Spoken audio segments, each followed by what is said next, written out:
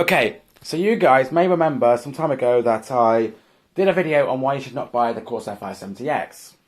Now, this is a follow-up video to that. It's basically a version 2. It's a retry to put my points across. So, let's get stuck in, shall we? First of all, there's something to lay down here, and it's the fact that there's two versions of the 570X.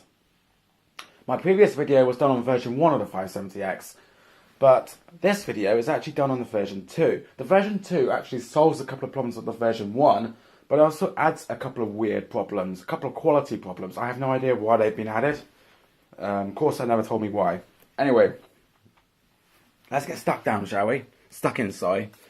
I'm going to start back here on the I/O panel, and I'm going to say again, there's no HDD light and there's no reset button. Now, the HDD light is not so important, but the reset button actually is. And basically, most new boards, like my, Asus Prime X299, will have a reset button built into the power switch, and you can hold the power switch down for 3 seconds. I've never been able to get that to work, even though it's in the motherboard manual and it says that you should be able to do that. I've never been able to get it to work. I have had my computer BSOD quite a few times because of NVMe drives, and I've never once been able to get the reset button to actually work. So that's a problem, For me, it's not. My components are stock. I don't control the voltages. I don't have sensitive custom equipment in here, etc., etc., etc. So I can switch the computer off and on as much as I like, and in fact, I don't even use HDDs. So I can switch my computer on and off as much as I like, and I don't need to, care really. But other people, even those who are using HDDs, probably do, and the reset button is vital to them. Okay, so continuing on with the I/O panel, taking the I/O light and the LED light down here behind the Corsair logo, these two lights are like fog lights. They are much brighter than any of the other lights you'll have on your case, including your fans. They will light up your entire room. And speaking of lights, the lighting control up here, you cannot turn off the fan lights. There is no option to actually turn them off. The only way to turn them off is, as I've done, to unplug them. Okay, so now that I've talked in basic part about the I/O panel, I'm going to go over the case itself. I feel like the case itself is very rushed. I feel like there's things that could have been solved by just nothing more than half a thought, really. And I would like to show you them. First thing that could easily have been solved with half a thought are these pillars up here. These pillars are held in by little clips underneath them, and these little clips are extremely sensitive. If you even so much as, put too much force on this, you could break that clip. And the only way to get a new pillar is to go to Corsair and hope that they will send you one. Now, this could have been solved with nothing more than a screw-in mechanism for these clips instead. You see, there's little things on this case. Let's try something else. On the previous video, I said here that there's a gap between the side panel and the actual case itself. Now, that side panel actually means that your case gathers more dust. You can see here, I haven't cleaned my case yet, and you can see that the back of my case actually is really dusty. And basically, why it is because of the slight gap between the actual case and the side panel. It means that dust gets in where it shouldn't. Dust should only get in through the front here, or through the top. It shouldn't get in through the sides. And on most cases, it wouldn't. But on the 570X, it does. Now, getting back to even more quality little points, I still maintain, there's no magnets on the top of this. Which means that this front panel here is actually far more difficult to use. It's difficult to clean, it's difficult to handle, it's difficult to... Mostly because when you put this filter on, it means that the top of the case actually sags because... Well, the top of the panel actually sags because of the weight of the glass panel on top. And that makes it very difficult to screw the screws in, to align it, to put it all back together, to clean it, to take it apart, etc. And talking about just general case aesthetics, on the version 2 of this case, for some reason, I'm not entirely sure why, The Corsair has added some random holes on the back. They're sharp, they can cut your fingers. They never gave me any reason as to why they've added them. And the holes are not symmetrical either. So as you can see on that side of the case, there's 3 holes next to it, the edge. There's 3 holes just randomly placed. Down here by the PSU, there's another random 3 holes.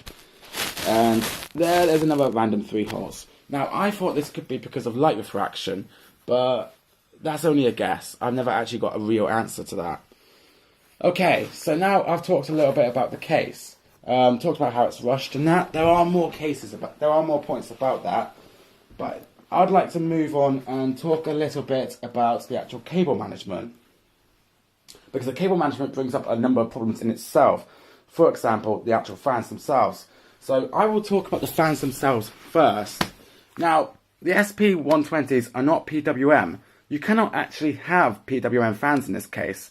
And you cannot fit other fans. So, well, you can, but in theory you can't. Now, the lighting controller here is an SP lighting controller. So if you wanted PWM fans, you'd have to actually remove this and replace it with your own. Now, for some, that would be quite good, but for me, it's, not really that easy. Now, you might turn around and say, oh, what's wrong with SP fans? But then I'll turn around and say to you, well, there's no SP140 RGB. There's only 120s. There is no such thing as an SP140 RGB. So if you want to make use of the 140mm holes in the top of your case to put a big ass fan for extraction, you actually can't. You can only put a 120 up here. You can't put a 140 because otherwise you don't get the RGB. So that's a major problem. There is no PWM in this system, so you've got to make sure that your Mobo supports that. Okay, so getting on to cable management a bit more. There's quite a few problems on cable management as well. You'll notice that if you look at the pictures in the Corsair sort of library and whatnot, you'll see that there's actually a sort of middle column thing here that can be used to cover your cables. For the life of me, I couldn't get that to work. No matter how much I tried, my cables were just too big, basically. Even if I removed these fan cables, my cables were still just too big. I couldn't get it in. It was basically breaking the case to get it in. And I would, say to you right now that all of these cables here are all Corsair. They're all Corsair made. All my cables. My entire system is Corsair, basically. And I couldn't get that middle panel to work. So that's the first thing about cable management. The second thing is the PSU cover on the PSU, of course. It's very difficult to actually get cables in. I found myself breaking my fingers to get like VGA cables and stuff in there. And it's really dark in there as well, so it's really difficult to actually see what you're doing.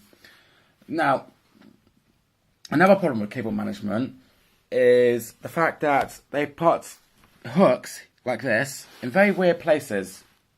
They put some down here, which I assume you're supposed to take these cables and route them down here somehow. There's no hooks down here to do that with. You see, I've actually done one. I put it down here and it's just, flapping about like an idiot. Because there are absolutely no hooks over here. Even despite the fact that the front, the front pillar thing does have a hole here to support putting cables from the fans in there. And that's the way that the case came. It just simply, there's no hooks there. The only way that you can actually get your fans to work is to sort of tie the cables together like I have here, as you can see. Now, version 2 of this case does actually provide a solution to some of the cabling issues. So as you can see there on the PSU cover, there is actually a grommet. But this grommet is really crap, to be honest with you. As you can see, my cables are still all over the place and not really able to be used properly. So the grommet is still a bit of a problem. This entire PSU cover is a bit of a problem, and it should just have been removed. I don't know why people seem to think that PSU covers are good or anything. Not really. But anyway, so that's mostly the cable management. There are a couple of other little issues with cable management that I've found, but I can't think of them right now. Anyway, back to the normal issues of the case. Some of the other issues of the case were, for example, the backplate here.